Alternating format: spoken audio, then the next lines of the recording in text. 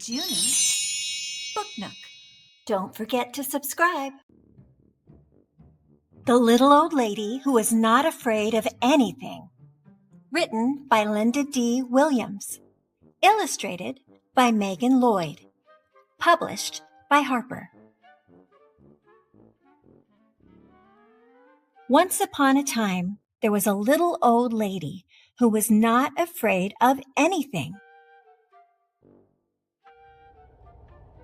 One windy afternoon, the little old lady left her cottage and went for a walk in the forest to collect herbs and spices, nuts and seeds. She walked so long and so far that it started to get dark. There was only a sliver of moon shining through the night.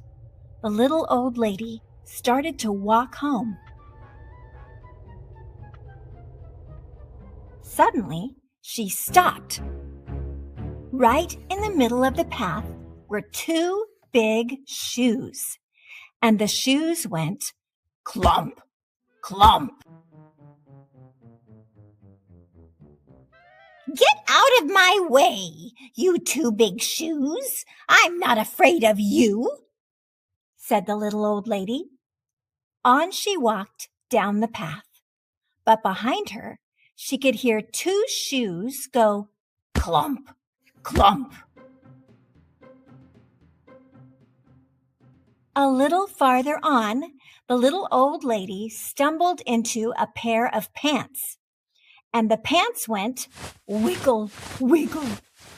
"Get out of my way, you pair of pants. I'm not afraid of you," said the little old lady, and she walked on. But behind her, she could hear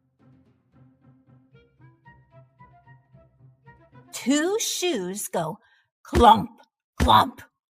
One pair of pants go wiggle, wiggle. And one shirt go shake, shake. A little ways on, the little old lady came upon two white gloves and a tall black hat. And the gloves went clap, clap.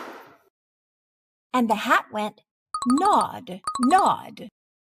"Get out of my way, you two white gloves and you tall black hat.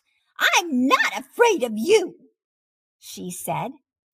And on she walked, just a little bit faster.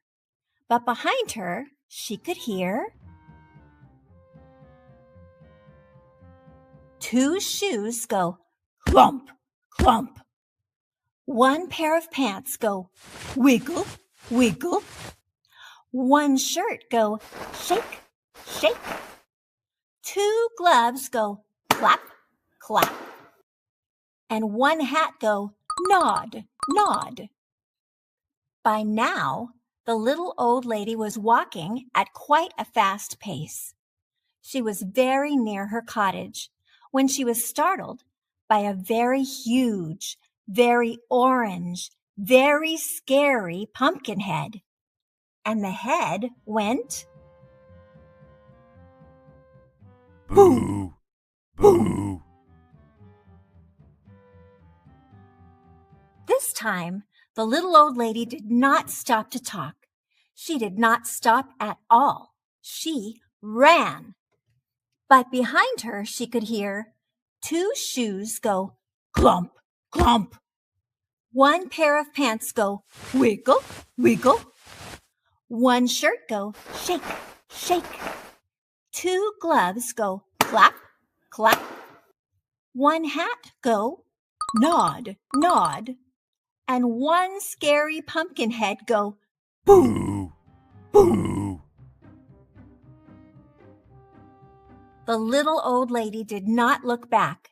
She ran as fast as she could and didn't stop to catch her breath until she was safe inside her cottage with the door locked. She sat in her chair by the fire, and she rocked and she rocked. It was so quiet in her cottage before the knock, knock on the door. Should she answer it? Well, she was not afraid of anything.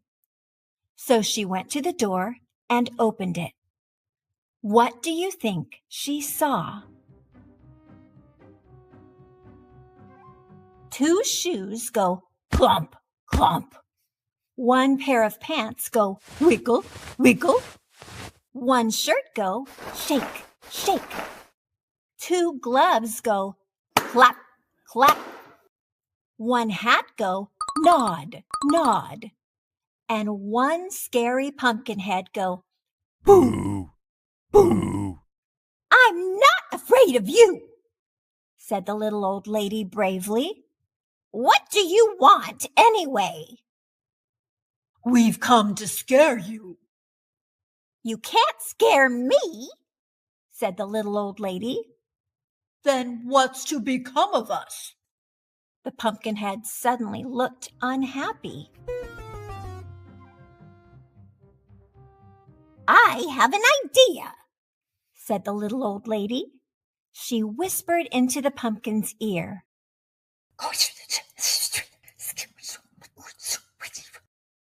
The pumpkinhead nodded, and its face seemed to brighten. The little old lady said good night, closed the door, and whistled on her way to bed. The next morning she woke up early. She went to her window and looked out into her garden. And what do you think she saw? 2 shoes go clump, clump. 1 pair of pants go wiggle, wiggle. 1 shirt go shake, shake. 2 gloves go clap, clap. 1 hat go nod, nod. 1 scary pumpkin head go boo, boo. And scare all the crows away.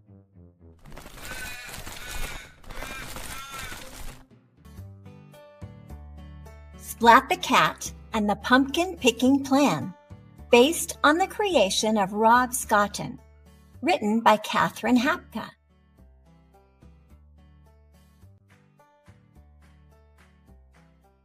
Autumn was one of Splat's favorite seasons. I'll help you rake the leaves, Mom, Splat offered. Thank you, Splat, Mom said. Splat was good at raking leaves. Seymour helped too. Soon they'd made a huge pile. Splat stared at the pile. Suddenly, he had a great idea. His tail wiggled wildly. Splat! Leaves went flying everywhere. Splat's mom sighed. I have an idea, Splat, she said. Why don't you go to Farmer Patch's pumpkin patch? You can pick out a pumpkin to decorate and put on our porch. Splat thought that sounded like a great idea. I'll pick the most perfect pumpkin ever, he promised. Splat grabbed his wagon, and he and Seymour set off on their way. Splat loved Farmer Patch's pumpkin patch. There was so much to see and do. He saw a very scary scarecrow. He got lost in a hay bale maze. He tasted fresh apple and fish cider. Then Splat remembered he was supposed to pick out the perfect pumpkin. The perfect pumpkin should be big, orange, and round, he told Seymour. He found a pumpkin that was very round and very orange. Too small, he announced. The next pumpkin was big and orange. Not round enough, he told Seymour. Seymour found a big round pumpkin. Not orange enough, Splat said. Splat's tail wiggled wildly with worry. Would he ever find the perfect pumpkin? But then Splat spotted another pumpkin. It was round. It was orange. It was the biggest pumpkin in the place. Perfect! Splat cried. Mom will love this one. But there was one problem. How was Splat going to get the pumpkin home? This won't fit in my wagon, Splat said. I know, he said. I'll roll it. Splat rolled the pumpkin out of the gate. He rolled it onto the road and down a hill. Whoa! Splat cried. Splat ran. The pumpkin rolled. The pumpkin wouldn't stop no matter what Splat did. Help! Splat cried. Wow!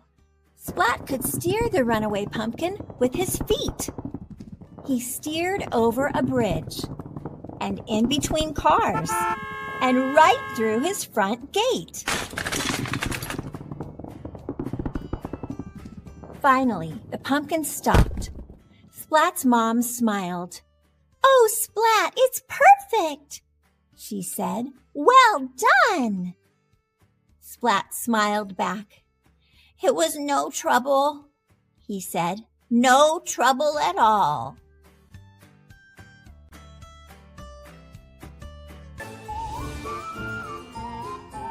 Magic Broom by Charles Reasoner. It's a Halloween witch with a magic broom. She flies around her house. She zooms through every room. She zips outside on Halloween night. The moon is full. It's a spooky sight. After her flight, she's ready to sleep. But her house is a mess. And she's too tired to sleep. Magic Broom is ready to clean the floor.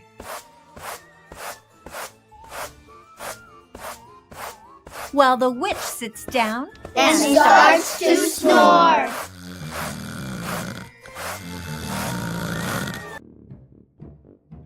How I Met My Monster. Written by Amanda Noll. Illustrated by Howard McWilliam. One night, when I reached under the bed for my truck, I found this note instead. Monsters meet here for final test, Z. Ha! My parents were obviously trying to trick me into staying in bed. I didn't believe in monsters. So I crumpled the paper, grabbed my truck, and zipped over to my garage. I heard some creaking and rumbling, but I wasn't scared. Our house always made noises at night. But then a voice under the bed scolded, "Stop that stomach rumbling. The child will hear you." Voices? Stomach rumbling? If this was part of my parents' trick, it was pretty cool. I peered into the inky blackness. 5 pairs of eyes blinked back. "See? Now he knows we're here," the voice sighed. "One of you has broken monster rule number 1. Maintain the element of surprise." This is no trick, I thought. There are monsters under my bed. A long-necked yellow monster slid out, followed by 4 little monsters. Rule number 2, the yellow one instructed. never block the bed. All of you scoot over. Hey, I realized, that one must be their teacher. I sat up straight, mesmerized by the monster parade shuffling across my bedroom. That's better. The teacher monster said. Access to the bed is clear. Now who knows rule number 3? The purple monster teetered on his tiptoes and gurgled, "Get the child into bed." That's correct, Genghis. And how would you do that? Well, Mr. Z, I would roar my scariest roar. All right, give it a go. Genghis took a deep breath, opened his mouth, and let out a tiny blurp. Stomach rumbling would have a better chance of getting me into bed than that funny little noise, I laughed. The child is right, said Mr. Z, shaking his head. That was not sufficiently scary. Genghis, I'm sorry. You're not the best monster for this child. There was some creaking as Genghis slunk beneath the bed.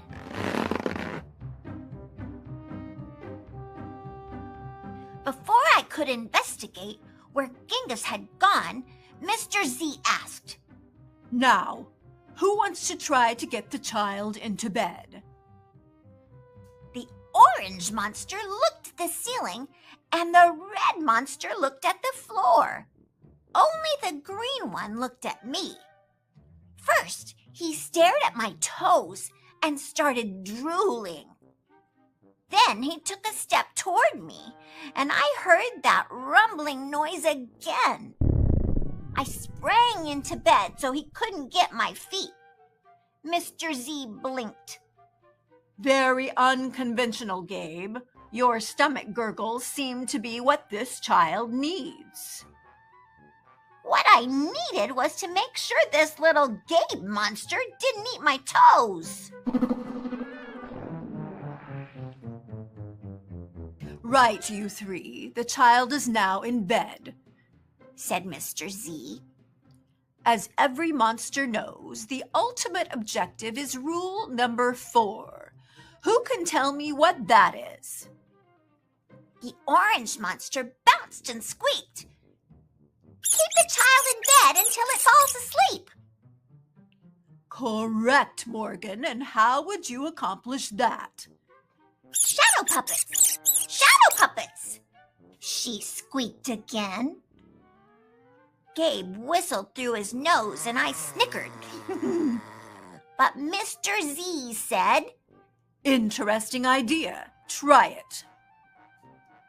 Morgan hopped onto my night table and flailed her arms near my lamp. Silly shadows blobbed onto the wall, and a cloud of fluffy fur tickled my nose. Ah! Achoo! Morgan, stop at once, Mr. Z ordered. You're supposed to scare him, not make him sneeze.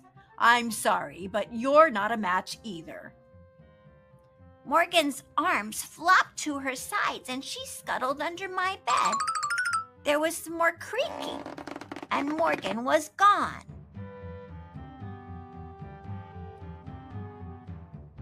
After all that sneezing, I really needed a tissue. Suddenly, a huge shadow of uncut claws loomed across my room. Awesome, I thought, and kind of scary. I froze in place. Powerful performance, Gabe, said Mr. Z. But do either of you see a problem? Oh, I know, chirped the red monster. The child is out of bed again. Correct, Abigail. Mr. Z continued. And one of you must get him back in. Let's revisit rule number 1. Maintain the element of surprise. All at once, poof! The monsters vanished. Then I heard more rumbling. Were they hiding in my closet, making noises to scare me? Ha! No! It was only my stomach grumbling.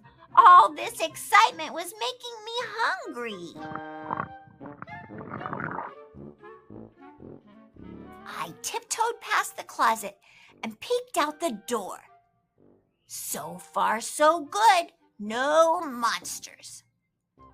Then I stepped over the squeaky stair and sneaked down to the kitchen. As I reached into the pantry, I heard some chattering behind me. I sure hoped it wasn't that toe-loving Gabe.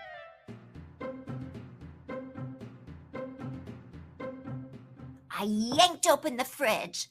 Ha! It wasn't Gabe. It was the red monster, shivering on the shelf. Found you! I laughed. Nice try, Abigail, said Mr. Z. but this isn't working. You're not the right monster for this child. But Mr. Z, she whined, it's not my fault he's not scared of me. I'm sorry, Abigail. Let's go. Abigail clumped behind Mr. Z. When I heard the creaking, I knew she was gone.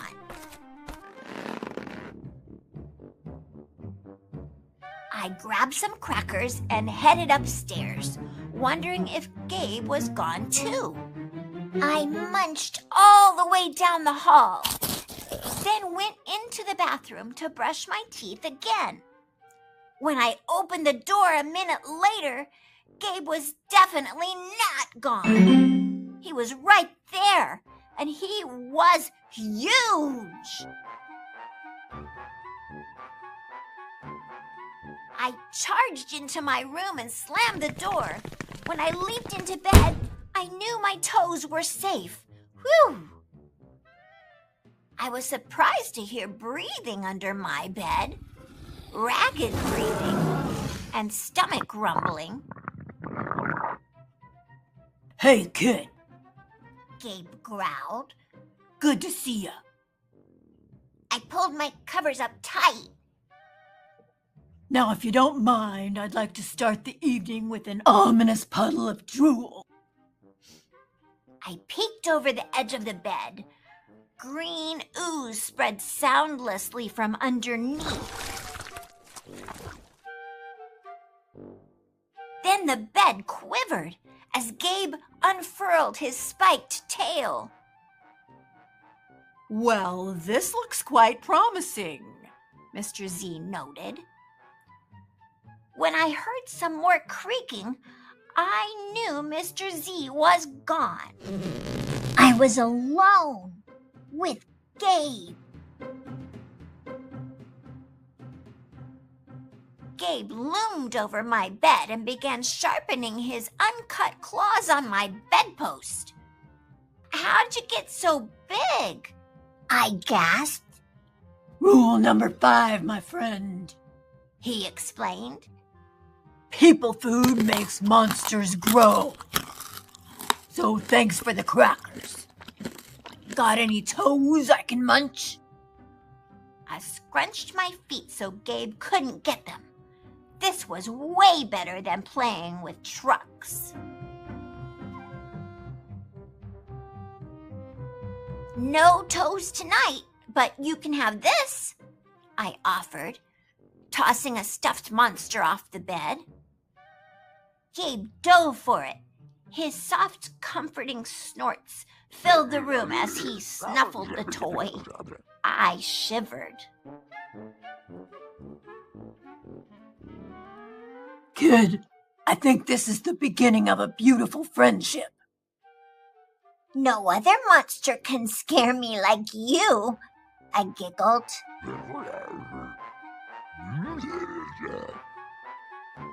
Gabe was the monster for me. His snorts and oohs were perfect. I yawned, then shivered again. I was asleep in no time.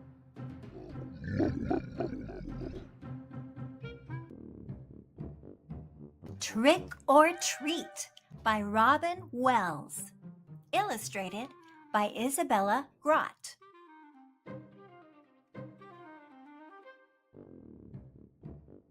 Knock, knock. Trick or treat.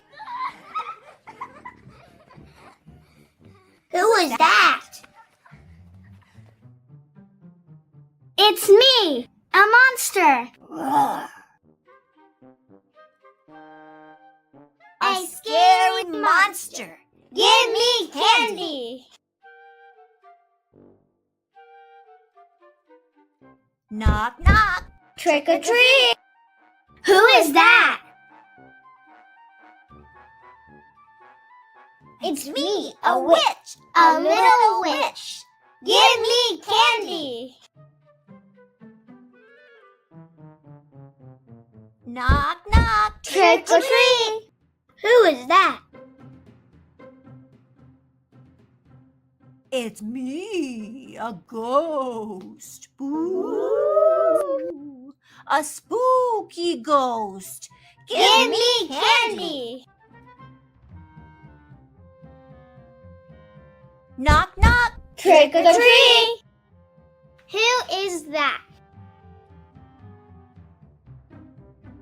It's me, a vampire. Whoa! A hungry vampire. Give me candy. Knock, knock. Trick or treat. Who is that? Oh, it's my mom. Don't eat my candy.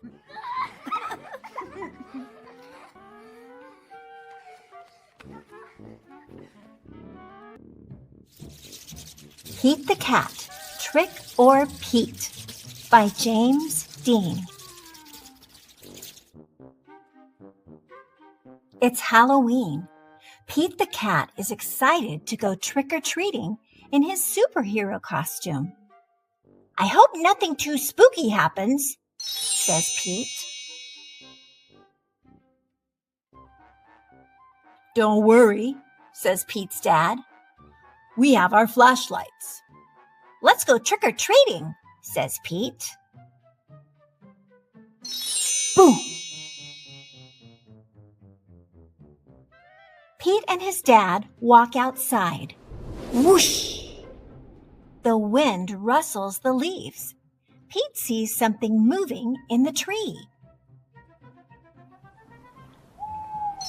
It's just an owl. That wasn't too spooky, says Pete. They arrive at a neighbor's house. Pete rings the bell. He hears a strange sound coming to the door. It's just Callie, Pete says. She's not too spooky. Callie joins Pete and his dad trick-or-treating. At the next house, there is something in the yard.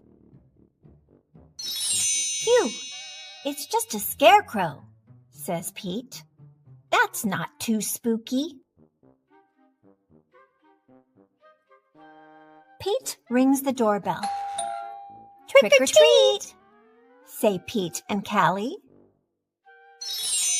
Awesome costume, says Pete. Very spooky, but not too spooky. Thank you, says Mrs. Gold, the crossing guard. At the next house, there is something glowing on the steps. Cool, says Pete. Jack-o'-lanterns.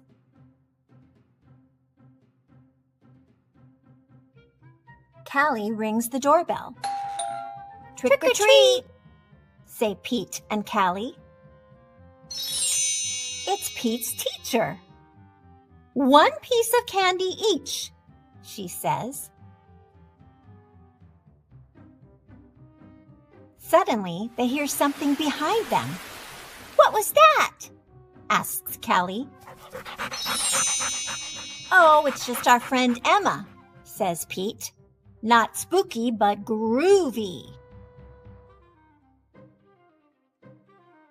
One last house, and then we'll go home, says Pete's dad.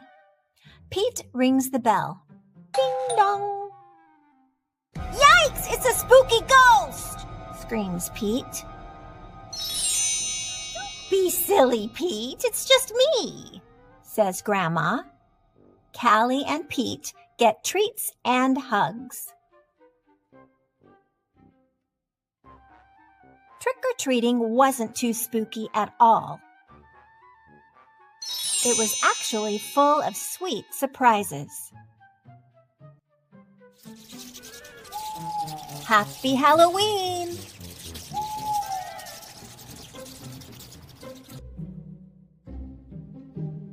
Zoom on my broom. By Erica Farber.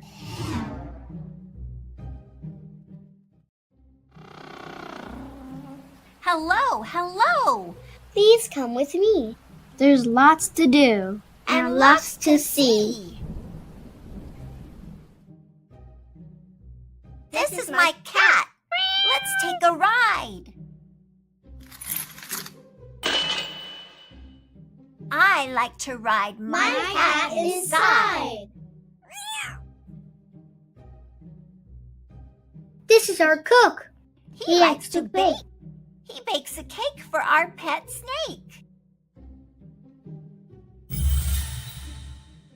This is my dad. This is Dad's hat. Out of his hat, Dad pulls a bat. This is my pot. Let's make a brew. 1 cup for me, 1 cup for you. Where is my mom? Here she is now.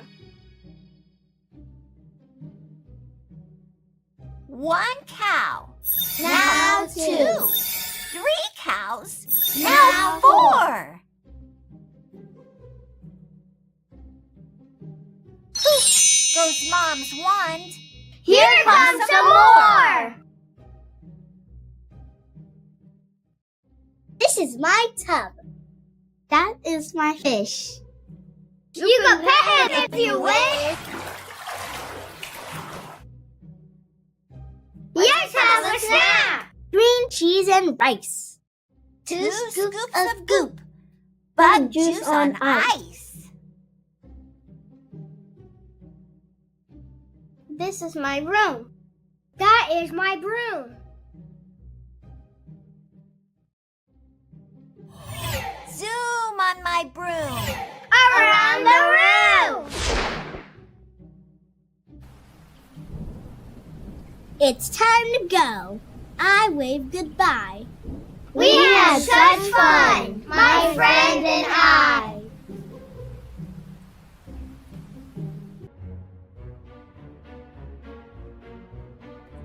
There's something in my attic. Written and illustrated by Mercer. I was never afraid of anything when we lived in the city, but now we live on a farm. At night, when the lights go out, I get scared because I can hear a nightmare in the attic right above my head. It doesn't seem to bother Mom and Dad. They say it's probably mice. But it sounds too big to be mice. I decided to lasso that nightmare and bring it down to show them. I'd just be brave and sneak quietly into the attic with my lasso ready. It wasn't there. But I noticed a bunch of toys I thought were lost lying in a pile behind some boxes. Something weird was going on for sure. Then I heard it creeping up the stairs. There it was, standing in front of me with my brand new teddy bear it had just stolen from my room. Hey, I called. That's my teddy bear. Give it to me. But the nightmare tried to sneak back down the stairs. So I chased it. Then I lassoed it. It was hugging my bear as hard as it could. Be careful, nightmare, I said, or you'll rip my bear. I tried to get my bear back, but it wouldn't let go. Hey! So I pulled it down the hall to my parents' room. I flipped on the lights to show them the nightmare I captured. I was sure they would be amazed. But nightmares are very tricky, and sometimes they just slip away. I'll just have to get my bear back tomorrow.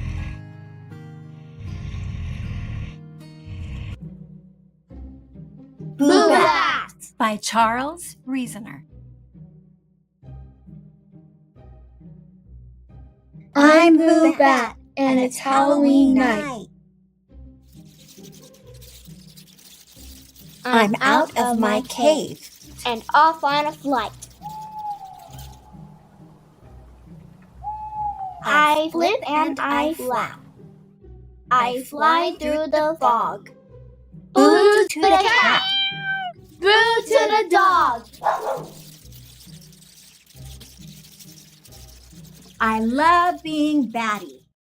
I love to say boo. I love trick or treating. I bet you do too. But when I get tired from flying around, I head to my cave and sleep upside down.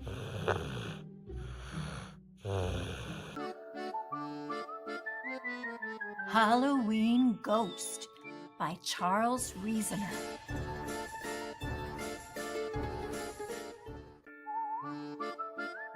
I'm a Halloween ghost. I can float through the air. Ooh.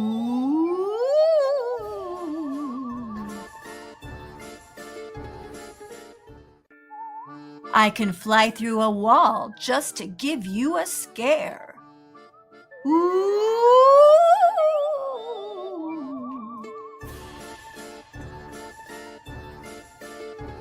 I'm a Halloween ghost full of tricks and surprises. Ooh.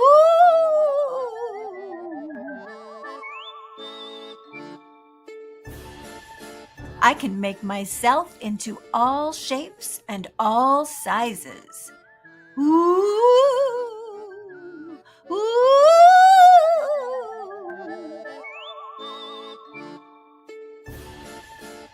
I'm a Halloween ghost on Halloween night. But don't be afraid, just turn on the light. Ooh.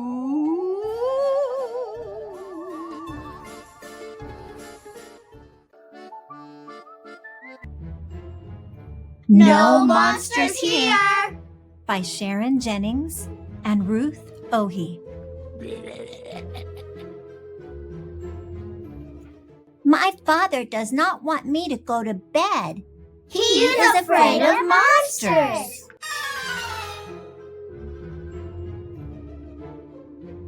Every night when it starts to get late, my father looks at the clock. I think that clock is broken. He says, It isn't time for bed. You can stay up a bit longer. "But I want to go to bed," I tell him. I am very tired. My father takes me to the kitchen. Would you like another cookie? He asks.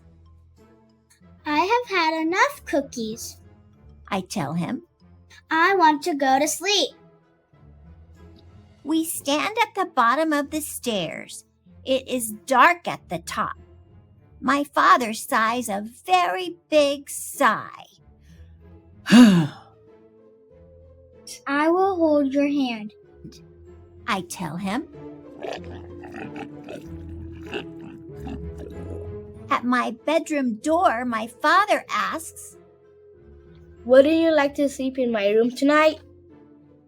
No, I say. I like my own room best. I turn on my light and look around. You can come in now. I let my father know, but he shakes his head. He's afraid of monsters. Look under the bed. My father says. So I do. There's nothing there but toys. No monsters here. I tell him. Look in the closet. My father says. So I do.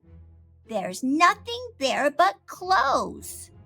No monsters here. I tell him. Look behind the curtains. My father says. So I do. There's nothing there but night. No monsters here. I tell him. Look under the covers. My father says. So I do. There's nothing there but me. I am not a monster. I tell him. My father takes giant steps to jump on my bed. Now we can read a story. I tell him. Don't pick a scary one. My father says. We finish our book. Please, My father asks. just one more story. No, I tell him. one story is enough.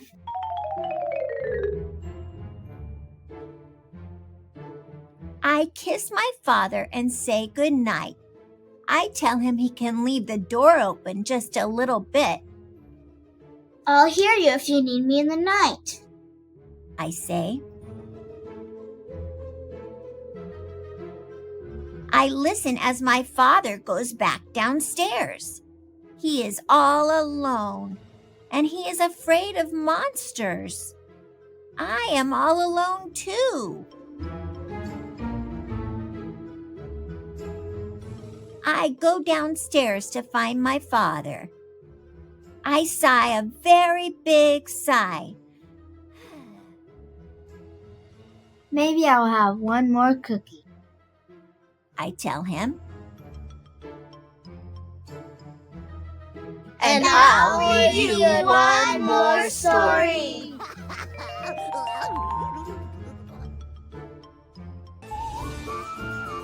Mr. Bones. By Charles Reasoner.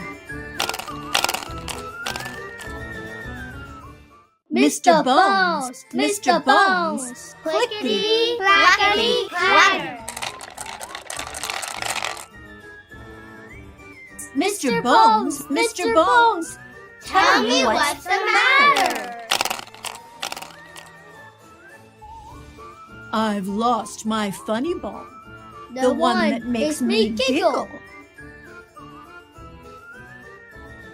It makes me snort and grab my ribs. It makes my backbone wiggle.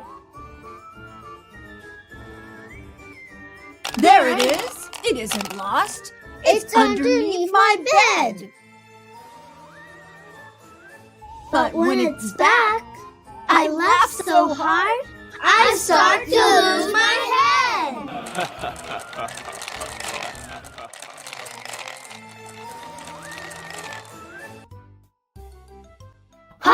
trouble.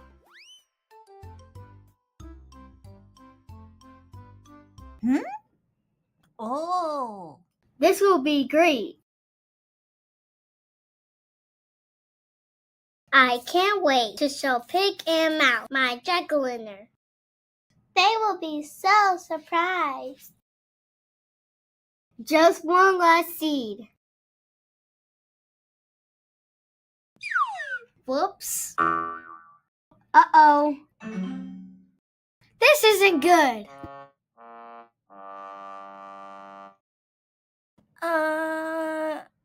Can anyone help me?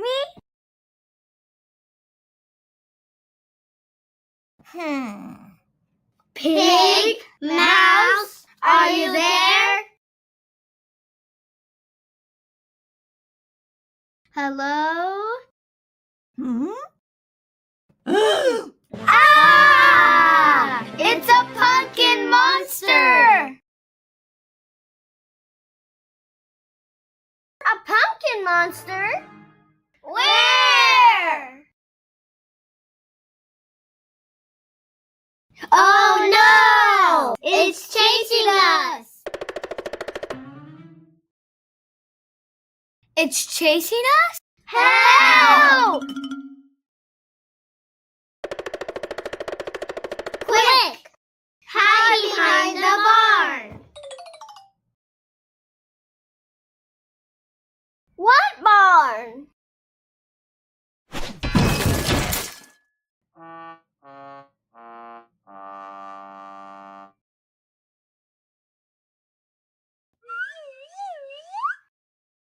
Duck? Look. Duck battled the pumpkin monster and won! I did? I wish Duck were here to see this great jack-o'-lantern. Where is Duck? Can I get a little help? The end!